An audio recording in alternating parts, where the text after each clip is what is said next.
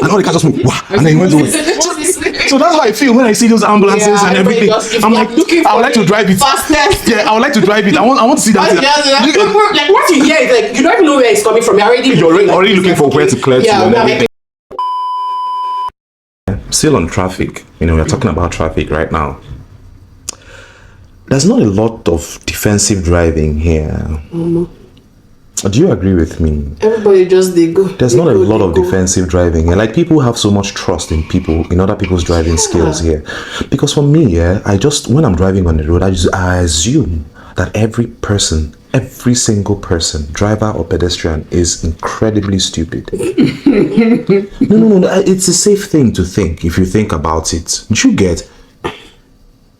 You don't agree? No, it's not that I don't agree, but like I kind of like I'm just thinking about it. I kind of understand where it's coming from. I think they're thinking of it more of in a liability. Oh yeah. Because if you now go and cause another accident because you are trying to avoid one person that is being stupid, it becomes your fault, and your insurance is the one that is going to go up. There's that. Your own is not going to go up. There's that, and then there's also this is something. So excuse me, I need to do. I continue.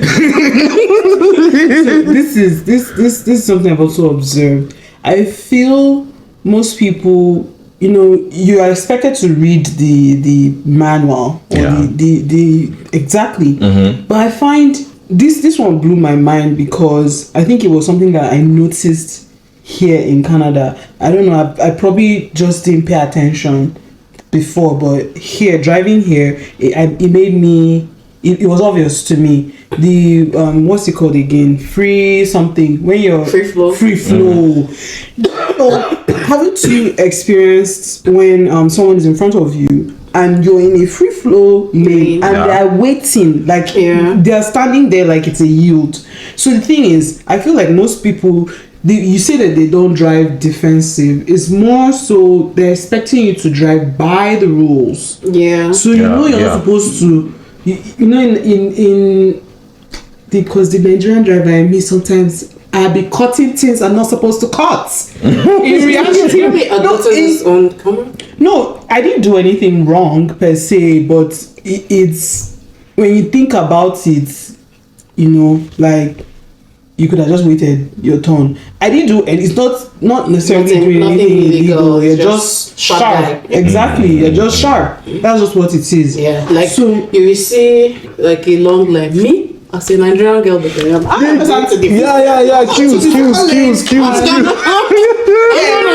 But then that's the reason why there is traffic, because everybody's No. Sometimes have you experienced where the lane is merged, two lanes are merging into one. Yeah. That lane that is merging is there for a reason. It reduces traffic when you are still flowing through the two lanes, and then eventually you merge because it's one person moves. From the back to merge, where you could go from the second lane, merge. It makes sense when you now go one at a time. You go, I go, the other person goes, and that's the one that blows my mind are drivers that don't match the speed on the highway as soon as possible. It blows my mind because now there is an entire ramp that leads into the major highway and everything, and you see somebody doing 60 or 50 on that ramp, like it's not part of the highway.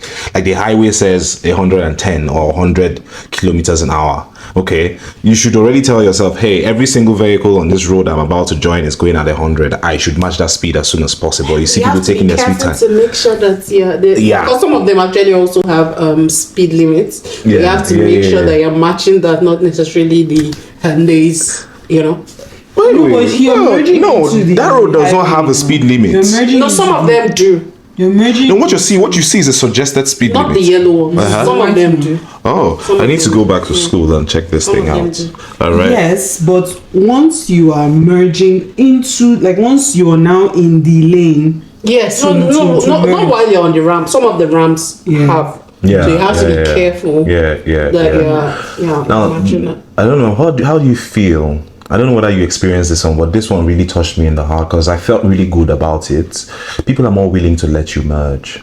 Like even in traffic, you're trying to move to the next lane. You see them, they stop. Nobody is following you bumper. Do you understand? Like in Nigeria, it's as if you're offended by somebody moving to your front.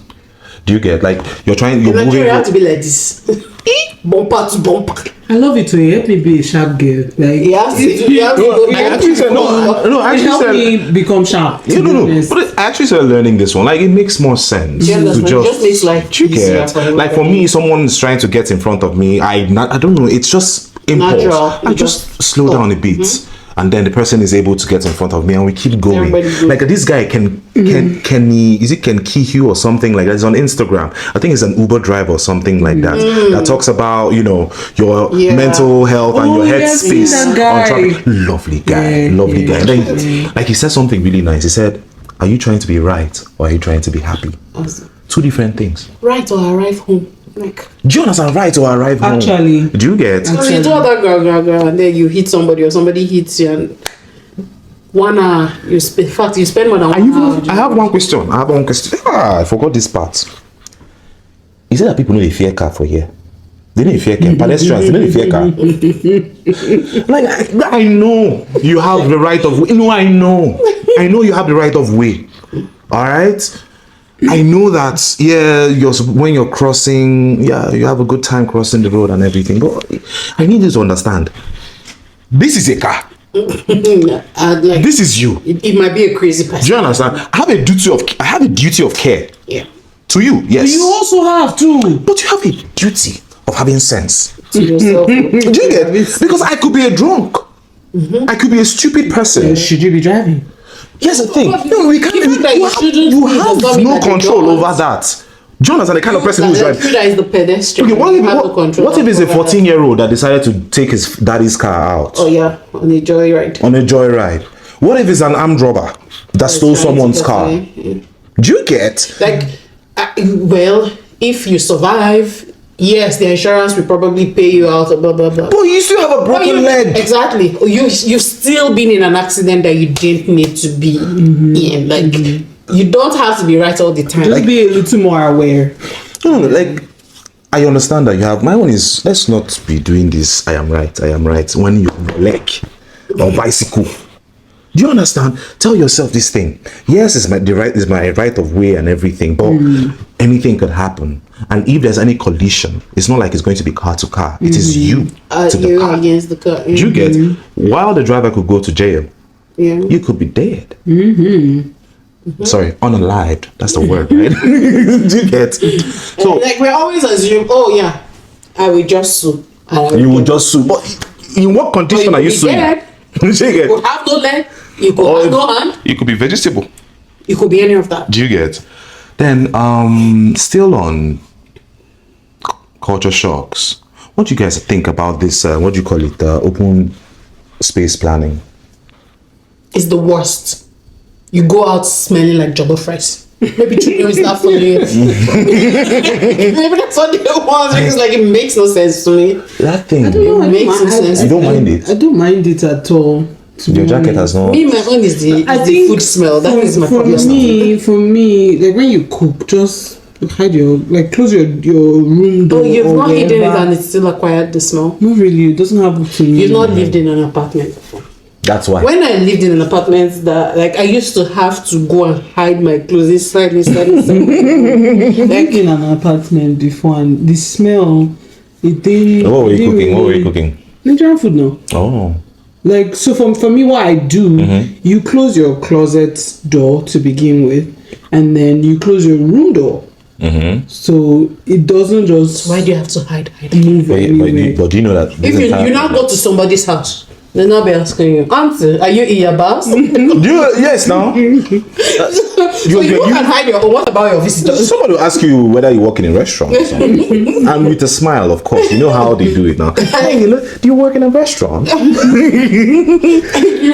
You'll be sitting behind somebody and the person is smelling like all these spices in the wall. Like Maybe we'll get more knowledge from, let's say, like, I just hope that more people start commenting and we get an answer for this, because this thing can actually be solved by just creating a wall between the kitchen and the rest of the house. Space now. Yeah. It's They're a wall. It's a wall. I know it is, but they're still trying to maximize. Like, look at it. Look at the floor plan, the way it looks. There's more space, and for you to actually play around when you think about it. They get land. Heating. Have you thought about heating?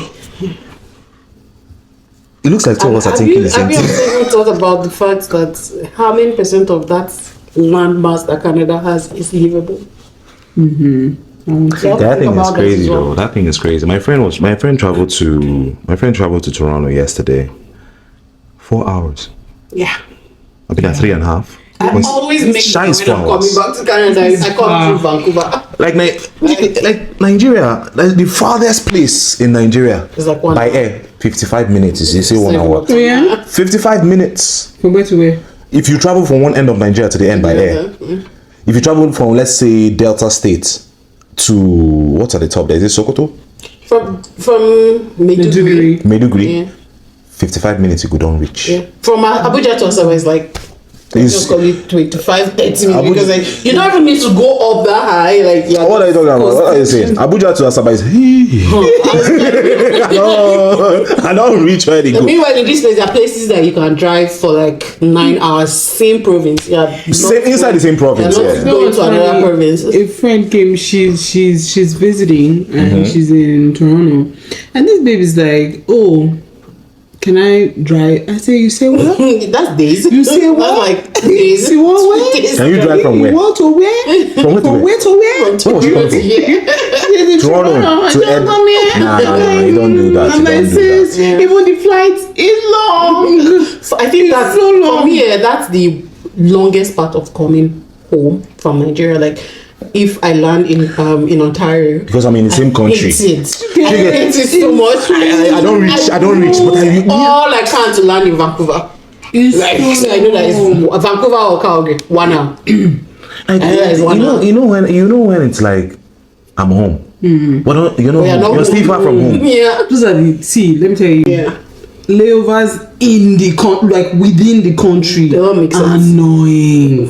It's so annoying. I remember my last. Why am I having a layover inside the same country? Do you understand? My last trip when I was coming back home to Edmonton. So when I had reached, I think it was Vancouver. So when we got there was a flight leaving. We weren't on that flight. It was supposed to be like later in the evening. We just walked up to the counter and we were like, "Can we hop on this flight?" And they were like, "Okay, since it's Air Canada, we were able to get." And I was like, "Bye, my luggage will come whenever it comes." Need a human being. I'm not staying here. I'm out. So that was really, really, really nice. Like this layover thing that you mentioned, this layover thing. If you actually think about it, if you're not from Nigeria and you don't live in Nigeria and you're going to say, let's say you're going to Asaba, all right, you're definitely going to land in Lagos or Abuja. You're definitely going to land in Lagos or Abuja. Oh, okay. You get, and when you now land in Lagos or Abuja, and from where you're coming from, you must have booked the international flight and the local flight. Yeah. So they will now tell you when this flight's going to be taken off to the place you're going to, because those are the worst. you get. So there's still a layover in Nigeria if you think about it. Wow. They can be. It's just that the place that they're laying over. Abuja. So once I get to Abuja, I don't. You're already home. You get. I'm home. So now imagine you were living in Vancouver or Toronto or No, Calgary. but it's funny. I've experienced that before. Yeah. So I traveled from. I don't know. There were no direct flights from Abuja. So at the time, this is a long time ago, by the way. So, but I had to go to Lagos. So I flew to Lagos, and then like coming back on my trip, I went from. I flew into Lagos and I had to wait, and Lagos can be a bit overwhelming for people that don't live there. bit. Lagos people, Lagos is not a bit overwhelming. Or if you don't live there. So Lagos is shocking. do you actually like big cities, or do you like? I love big cities. I like an Abuja vibe where bite size. it's big but it's not too big. That's one of the reasons why I chose here. Like it's big but not too big. Lagos, oh my goodness, Lagos is. I've never really been to Lagos like that. Like, but just from what you see, and then maybe like I don't think I can live in a place like London too. My first experience on the ground, I was like, what in the world is going on here? Why are there too many people? I remember, I think it was Oxford Street in summer. So I came up from the train station and like all I could see was like people, like there were a lot of people. So like my fast. heart was beating, like I was having heart palpitations. Like where's Oxford? People are talking it's in London. We're talking about like major cities, yeah. like big cities, and the experience. I like the idea of a big city but not too big, yeah. So kind of like here where everything is pretty big, to be honest, but at the same time it still feels very small. The community, people know each other. People know each other, so don't be too quick to burn bridges because people know each other. Yeah. That happened to me yesterday. We went to someone's baby shower yesterday, and the one of the guests there recognized me from another event. I was like, hey, come and meet my mom. So apparently she and her mom came for the same event. So it felt really powerful because the mom was like, oh, how are you? I was like, oh, mommy, I was like, hey, it's sweet here. So I think this particular topic is inexhaustible, right? Yeah. In fact, there are things that we haven't even found out yet. Okay, but what I'll say is these two countries offer different things, and it's entirely up to the immigrant or whoever is traveling to assimilate and learn. Do you get? You in Nigeria, especially that airport road that people are blowing 160 kilometers an hour. Some people they reach 180 for that road. I say like before when I used to work in Nigeria, I used to live in the city and I had to go to work in Wagwalada. Like I will be going like 140, blah blah blah, going. It's not even a matter of like try now. Like I don't even know. It's as if my liver just disappeared. Like it's as if my liver disappeared. Like 100. There's no need. It's not about liver. Do you understand? There's no liver. need. There's no point. There's no need. You understand? If you leave on time, you get there on time, and then another thing you don't want is behind you. You see everything like your day has been messed up. Like I remember one day we were coming back from Calgary, me and my colleague, we went for something it hasn't happened. Like we went for something in Calgary for work and we were coming back to Edmonton, and so all the cars, like we're just seeing them, all of them, they were not going beyond. So my colleague passed the first one, she passed the second one. By the time we got to the car in front, we saw that it was an undercover cop. Everybody respect themselves. People do that. Like, people do for that. 20 minutes, everybody was running the 110. Like they were going one over 110. Try it. Everybody was like on a straight line. and I think that's the intention. Like the police force, I think they intentionally do that. Introduce the car just to, hey, you guys are going, you guys are going crazy. And then eventually he veered off into the nearest. And then everybody now match this again. Especially when you're going is it intercity or interstate? I don't know what they call it here. Intercity, interprovince. No, it's not interprovince. I'm not leaving Albert. I'm moving from. I'm going for intercity. Yeah. You know, that's when you now see people who actually have, I don't know, some level of ginger. You know, all those places that are not really on the radar or whatever. You see people doing 160. That's where you see it. But you see inside the city bar. I beg, respect yourself. You know what's funny? In Vancouver, there's this highway there. I think it's like 120. Yeah. I'm not driving that 120 in that windy road. Like my heart. How many lanes? See, windy road like this. We're going from Vancouver that would be really nice. 120. Yeah, it was is it Kamloops or no? Is it not Kamloops? What's this place? It's very hot. Like it starts with a K too. I think I can't remember what it's called right now. But anyway, in BC. Yeah, I can't remember whatever it's called. But it's not Kamloops. No, it's not I don't know. I can't remember what it's called. Okay. But geez, that place is extreme. It like desert. Yeah. Not humid. Talking about culture shock, I have one. This is a reverse culture shock. So I don't know if you guys have experienced this like in your workplace in Nigeria. where they're singing, they're praying like and singing at the beginning of the day. It was so awkward. I'm like, what do you mean we're having morning devotion? And everybody must attend. And everybody did. And then this one blew my mind because I'm like, what do you mean it's 8 a.m. and you are eating apple and soup? Like, see, you know how strong and like the Honorable Minister, off your mic. Honorable Minister, off your mic. You get is such a strong scent. I can't even eat breakfast. Smell. Do you know I can't even eat breakfast? Early morning. I can't even eat breakfast. Yeah, it's so early. Because You go to sleep. Because I eat when I eat in the morning, I feel very sleepy. Like the moment I eat, I want to go and rest. Go and sleep. So I can't imagine myself eating and I can't eat a lot in the morning. Like, I think it's just something I picked up when I was in law school because of the time between getting ready and then going to, and then somehow I just can't eat in the I morning. was extremely shocked. Like, what But do you see mean, that morning devotion one that you just talked about. You see that morning devotion one you just talked about. It's more prevalent. I don't even know. I can't even say what I want to say, Seth. I wanted to say it was like something that you see in small private businesses and stuff like that, because even the owner of the business, they find helper.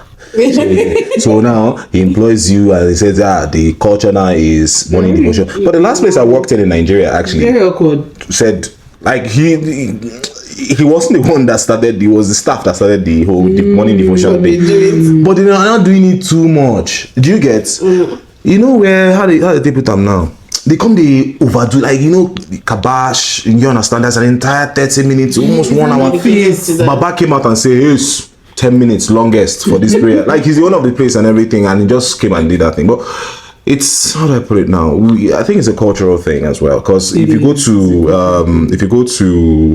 government parastatals and stuff like that, they kind of like do the same thing. Even some people even take it too far and even have instruments in the office. Drums. What are you talking about? But the good thing is with like the federal is not like compulsory for You never said before. Yeah, no, I've seen. They even get the shaka. They even have chapels. See, let me tell you something. Let me tell you something. Something I need to go buy now that you've mentioned. Is it shekere? They call it the one that has that one that we do chiki. I don't know how to play that one, but you see, is it tambourine? Cymbal. I mean like tambourine. Okay, cymbal is cymbal is this one. Tambourine. Yeah. Oh my goodness, I feel like I'm going to have a tambourine and just. Why? Like, I don't know, just vibe, and then you know you have to like. When you get it, I'm beginning to see the picture that you're seeing, all right, and I want it instead of clock it, you just like. What do you think? You get vibe. Like here during the show and everything. Exactly. Yeah, I think we're going to be getting a tambourine. Yeah, and you man that beautifully, bro. Like, I went for karaoke and I was using the tambourine. Fam, tell me why I was on beat. I got you. Okay. So speaking of offices, another culture shock for me was calling people by their names, like by their first name, by their God-given name. Imagine me calling my CEO Richard. Like, it's always weird. Okay, let's put it together. It's not just the name thing. It is also the, what's another word for that AK word? You know, something kissing. I don't want to use the word. But yeah, I hope they get what I mean. But you know that thing in Nigeria where a guy is coming to work, everybody rush and start carrying their bags and stuff like that. That's what I'm used to. Do you understand? Like, okay, so I remember one day I drove in at about the same time with my CEO, and both of us literally parked here. We parked side by side, and so we walked into the office together. He opened the door for me. He held the door open for you. We were conversing as we were going in, like just having a random conversation, and opened the door for me. We got on the elevator together. We were talking. Take it back to Nigeria when I was walking. And they say MD is coming, clear road. They reached our center elevator. I had to climb down four flights of stairs. No, it wasn't. I was going up. Oh, okay. I had to take four flights up because he was using the elevator. I'm like, is a human being like me? Like, why are we doing all this? That's actually a very funny thing. I actually worked in a place where when the Oga was coming to work, when we greet him, everybody stands, greets him. He passes Excuse me? I'm telling you, you think it's a joke. It's just I don't want to call the man's name. Do you get? But it was. They will say it's a cultural thing. It's a cultural thing, and this ethnic group is very, very respectful and stuff like that. But I mean, there are what do you call it? There are times, because I've also met other people from that same ethnic group, and they know how to be professional. They know how to treat people nicely and stuff like that. Do you get? I think that people should be more aware of the fact that people are from different walks of life and stuff like that. You don't be expecting certain things, So I don't really get the idea of I'm coming to work, right? He may not have put that rule in place. That's a funny thing. Eye service. It's just eye service. Do you get? He may not have put that rule in place. Maybe the person just came in, and here's the thing, that day was so weird. Do you get? He walks into the office and everybody, hey, good morning, sir. Good morning, sir. Good morning, sir. He didn't even answer anybody. What I just heard was, Do you get? Monday. Tuesday, 3. Like, do you understand? It became a normal thing. Do you get? I soon left that place, but not because of that, but I soon left that place. So maybe we'll take this up. We'll take that because there are a bunch of topics that we touched today that I think we should have a full-on conversation around. Do you get?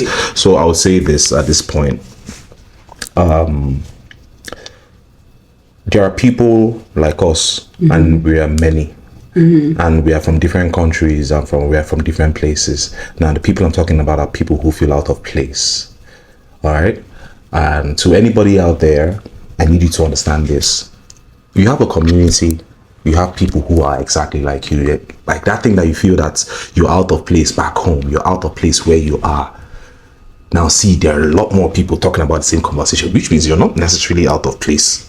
Do you get? I don't know whether you agree that this you're not out of place. All right, so learn to have these conversations with people, and please engage with us. We're here for you. If you have any questions, whatever, we're here. All right, thank you very much. So wait. Yeah. Before we end, I want us to do something fun. Oh yeah. I forgot that. I completely forgot that part. Let's do something fun.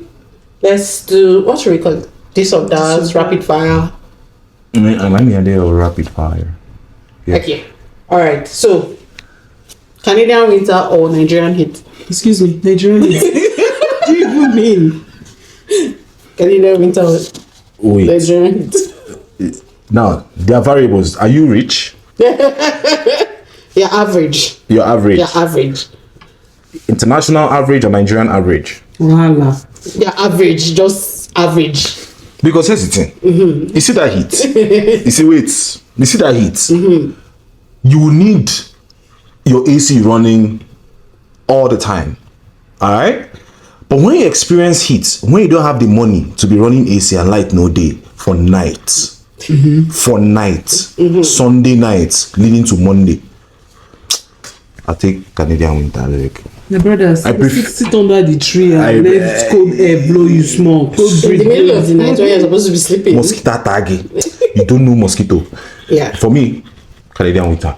I think I'll deal with that more. So for me, I would say Canadian winter, but like as long as I have like a 3 weeks break